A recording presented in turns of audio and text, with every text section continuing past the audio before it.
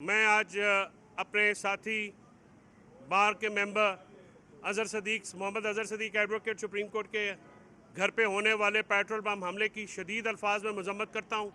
उनके घर पे फायरिंग करके अगर ये समझा जा रहा है कि वकला फ्रेटर्निटी इस किस्म के हमलों से डर जाएगी तो ये आप किसी ख्वाब देख रहे हैं।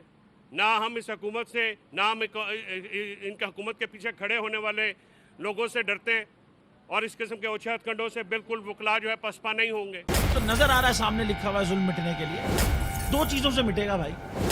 एक अदल की कुर्सी पे जो लोग बैठते हैं ना, वो अदल के हिसाब से फैसले करने लगे। दूसरा कौम निकल खड़ी उस जुल्म के खिलाफ, तो जुल्म खत्म हो जाएगा। या इन दोनों में से कोई एक चीज हो जाए या दोनों हो जाए। अगर 420 का मुकदमा था, उस वक्त अदलिया में जो लोग बैठे हुए केस देख रहे थे वो पूछते ना, यार चीट हुआ कौन है।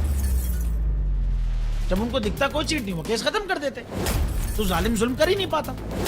9 जजेस ने नोट बिफोर किया मेरे केस को यार, 1.5 साल चला। शख्सी जमानत का केस, सेम केस इस्लामाबाद में कर दिया। एक ही इल्जाम पे 2 केस हो नहीं सकते भाई। मतलब 60 दिन का वक्त होता है। 102 दिन के बाद मैं जीत गया, केस बरी हो गया। 102 दिन के बाद अपील फाइल की, एक्सेप्ट कर ली। नहीं करते ना एक्सेप्ट, खत्म हो जाता ना जुल्म यार। भरी अदालत में मुझे बरी कर दिया, फिर पता नहीं क्या हुआ 2.5 घंटे बाद का नोट बिफोर।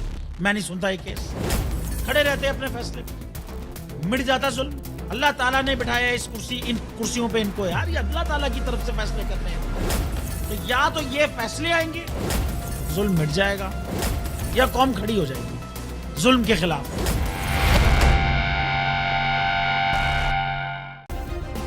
सब्सक्राइब करें और बेल दबाएं ताकि कोई खबर रह न जाए।